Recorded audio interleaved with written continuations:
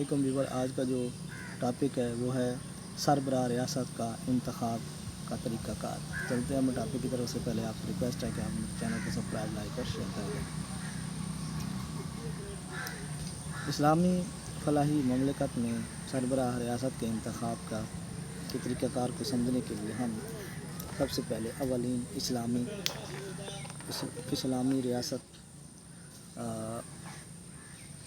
یعنی نبی اکرم صلی اللہ علیہ وسلم کی قائم کردہ خلافت کے طریقہ کار کو دیکھنا ہوگا۔ نبی اکرم صلی اللہ علیہ وسلم 10 سال تک مدینہ کی اسلامی ریاست کے سربراہ رہنے کے بعد اپنے رفیق اعلیٰ سے جا ملے۔ چنانچہ آپ صلی اللہ علیہ وسلم کی وفات کے بعد قرآن اور سنت نبوی، ہدایات نبوی سے رہنمائی لیتے ہوئے مسلمانوں نے باہمی مشاورہ سے حضرت ابوبکر صدیق کو خلیفہ بنایا۔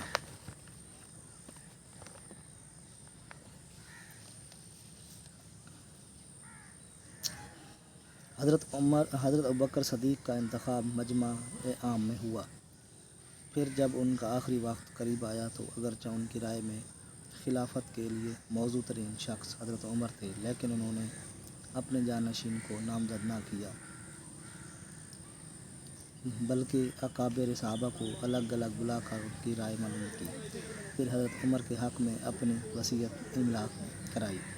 پھر حالت مرض ہی میں اپنے حجرے کے دروازے سے مسلمانوں کے مجمع عام کو خطاب کرتے ہوئے فرمایا، کیا تم راضی ہو اس شخص سے جس کو میں تم پر اپنا جانشین بناؤں؟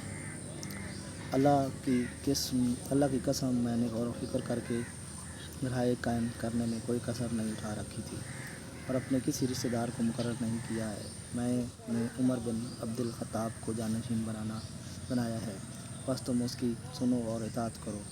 مجمع سے آواز آئی کہ ہم نے سنا اور مانا۔ اسی طرح مسلمانوں کے دوسرے خلیفہ کا تقرر بھی نامزدگی سے نہیں ہوا، بلکہ خلیفہ وقت نے مشورے سے ایک ہی شخص کو تجویز کیا اور پھر مجمع عام میں اس کو پیش کر کے منظور کرایا۔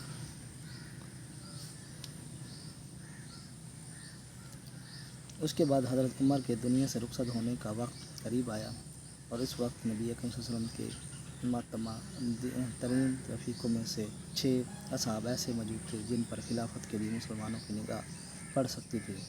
حضرت عمر نے ان 6 اصحاب کی ایک مجلس شورا بنا دی اور ان کے سپرد یہ کام کیا کہ باہمی مشورے سے ایک شخص کو خلیفہ تجویز کریں اور اعلان کر دیا، تم میں سے جو شخص مسلمانوں کے مشورے کے بغیر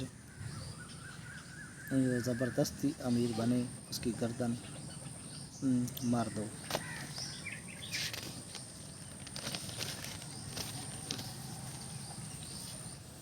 اس مجلس نے بالآخر انتخاب کا کام حضرت عبد الرحمن بن عوف کے سپرد کیا اور انہوں نے مدینے میں چل کر پھر کر عام لوگوں کی رائے معلوم کی، گھر گھر جا کر عورتوں تک سے پوچھا، مدرسوں میں جا کر طلباء تک سے دریافت کیا۔ مملکت کے مختلف حصوں کے جو لوگ حج سے اپنے اپنے علاقوں کی طرف واپس جاتے ہوئے مدینے ٹھہرے تھے، ان سے استصواب کیا اور اس تحقیقات سے وہ اس نتیجے پر پہنچے کہ امت میں سب سے زیادہ معتمد 2 شخص ہیں، حضرت عثمان اور حضرت علی، اور ان دونوں میں سے حضرت عثمان کا حق میں فیصلہ ہوا اور مجمع عام میں ان کے ہاتھ پر بیعت کی گئی۔ پھر حضرت عثمان کی شہادت کا واقعہ پیش آیا اور امت میں سخت افراتفری برپا ہو گئی۔ اس موقع پر صحابہ حضرت علی کے مکان پر جمع ہوئے اور ان سے عرض کیا کہ آج آپ سے زیادہ امارت کا حقدار کوئی نہیں، آپ اس باغ کو سنبھال لیں۔ حضرت علی نے انکار کیا مگر وہ اصرار کرتے رہے۔ آخرکار حضرت علی نے فرمایا کہ اگر آپ لوگ یہی چاہتے ہیں تو مسجد میں چلیے، کیونکہ میری بیعت خفیہ طور پر نہیں ہو سکتی اور مسلمانوں کی عام رضامندی کے بغیر اس کا انعقاد ممکن نہیں ہے۔ چنانچہ آپ صلی اللہ علیہ وسلم مسجد نبوی میں تشریف لے گئے اور مہاجرین اور انصار جمع ہوئے اور سب کی نہیں تو کم از کم یہ ضرور کہا جا سکتا ہے کہ اکثریت کی مرضی سے آپ کے ہاتھ پر بیعت ہوئی۔ پھر جب حضرت علی پر قاتلانہ حملہ ہوا اور ان کی وفات کا وقت قریب آیا تو ان سے پوچھا گیا کہ آپ کے بعد کیا ہم آپ کے صاحبزادے حضرت حسن سے بیعت کر لیں؟ اس پر انہوں نے جواب دیا کہ کہ وہ یہ تھا کہ میں نہ تم کو حکم دیتا ہوں اور نہ اس سے منع کرتا ہوں، تم لوگ خود اچھی طرح دیکھ سکتے ہو۔ آج تک اتنا، نیکسٹ ویڈیو ملتے ہیں۔